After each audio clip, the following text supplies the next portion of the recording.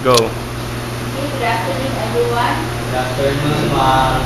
Please stand for the prayer. In the name of the Father, and of the Son, and of the Holy Spirit. Okay, please take your seat. So, let me check your attendance first. Bakutan. Yes, ma'am. Present. Gente. Present. Okay, everyone is present. Very good. So, our second part of our lesson is about elements of arts. You can give me the 5 elements of art. Ace.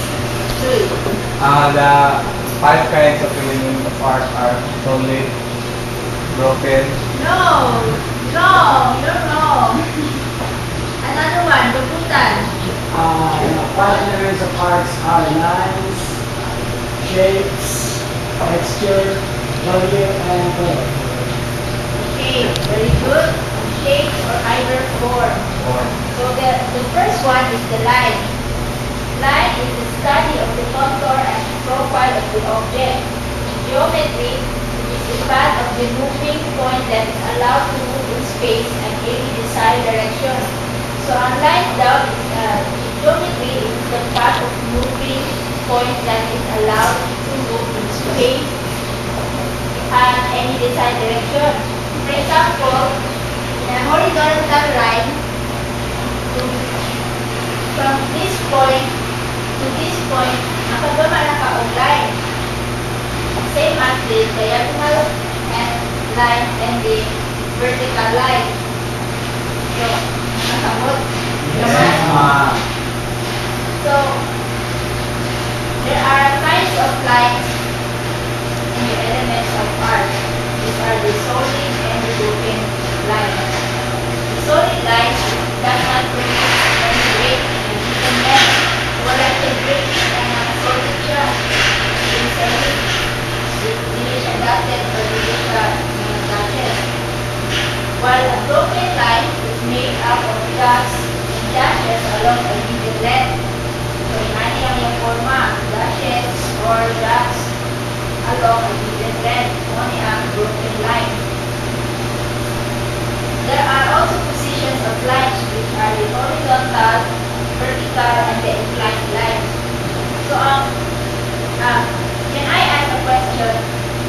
Ang solid line, ma-apply ba siya sa mga positions of lines which is the horizontal, vertical, and inclined? Yes, ma'am. Okay, ma-apply siya because lines hindi ako ang solid line. Solid. And also the broken line, you can also apply the 3 positions of line. The horizontal line is a line that lies flat along the horizon. So, ang horizontal line daw, line lies flat along the horizon. Naka-flat siya, ano yung forma? Horizontal line. Whereas the vertical line stands upright, forming right angle with the horizon. Vertical, nakatikod siya. Yan yung forma, vertical line.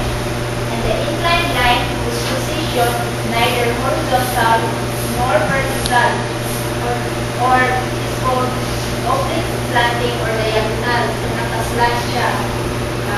Example, kini siya. Kini ang slant line or slanting, oblique slanting or diagonal line.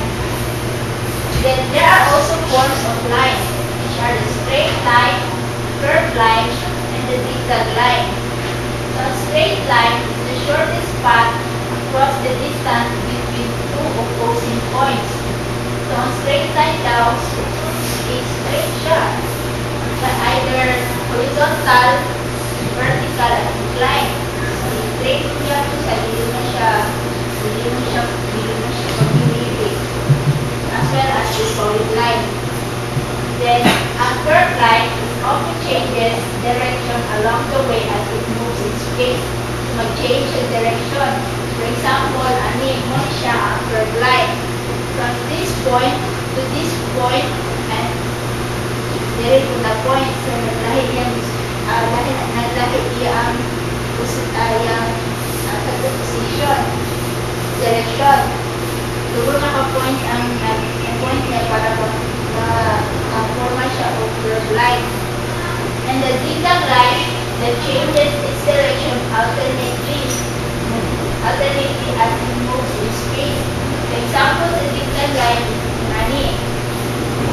or it can be can curve or no pwede siya mayroong zigzag line. Okay, then alternate man ang yung mga points from here, here, and then na 4, then na 4 continuation.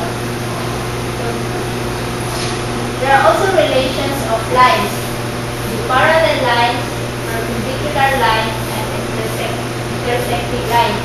So, parallel lines is 2 or more lines that run along a uniform direction. Run along a uniform direction with these lines will never meet each other. So, parallel lines is like this. Uniform yan distance, then run along uniform po ng ilaan igaganan. Parallel sila. So, hindi sila magkalbo. As well as the vertical and horizontal and the diagonal lines, which is a curved line. It's a zigzag line. Ma-apply natin siya dito. Ang perpendicular lines are 2 or more lines that are crossing or meeting each other at right angle at its corner. So, perpendicular line class meeting each other. So, mo niyang vertical, mo niyang horizontal, so nag-meet sila. Nag-meet each other sila. Mo niyang example of perpendicular line. While intersecting lines, 2 or more lines crossing each other forming at its corner. So, kung mo niyang vertical line, then mo niyang horizontal line, so nag-intersect sila. Nag-intersect sila yung mana. That is called intersecting line. Okay? Nakasabot ba ang tanan? Yes, ma'am. Okay. So, I have a question. Nakasabot ko yung mo tanan. Ang parallel line, asa man siya pwede ma-apply? What kind of lines na pwede ma-apply ang parallel line? Gabutan. I think all lines. Why? Like for example, horizontal lines. So you can apply parallel lines and horizontal line to the other lines. Okay, very good.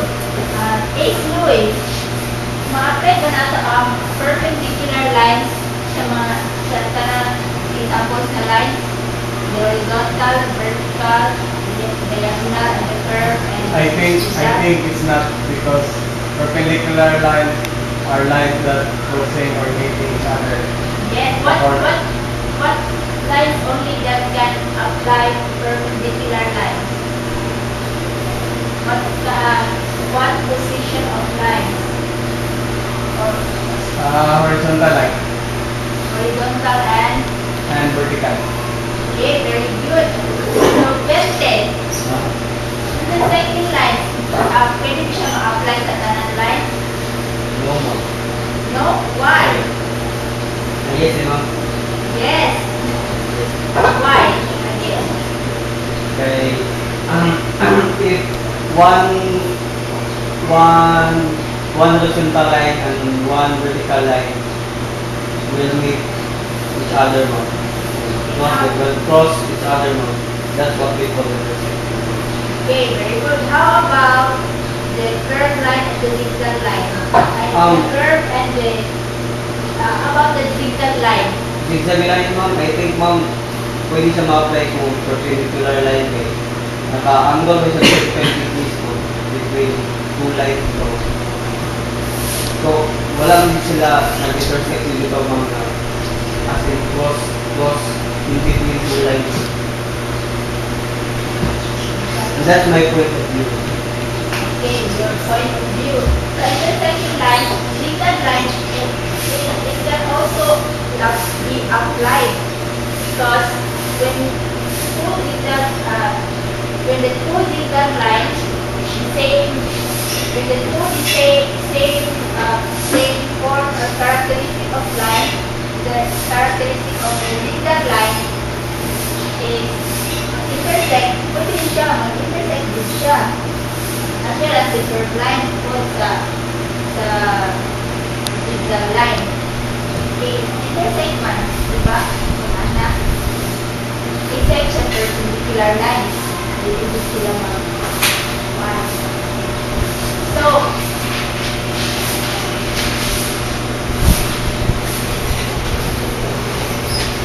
now, there are also psychological effects of lines in designing. Okay. Light lines, heavy lines, straight lines, curved lines, horizontal, vertical, inclined, and broken lines have its psychological meaning and effects. Example is, for example, the light line. These lines appears weak, blurred, and of no light. So light naman siya, wala siya light. So weak siya. Ang heavy line na kung mabaga na line. This appears sturdy, strong, and with life. It gives the feeling of strength, suggesting nearness or forefront since it is very clear. And so on for the straight line, curved line, horizontal line, vertical line, it can also be applied by light line and heavy line.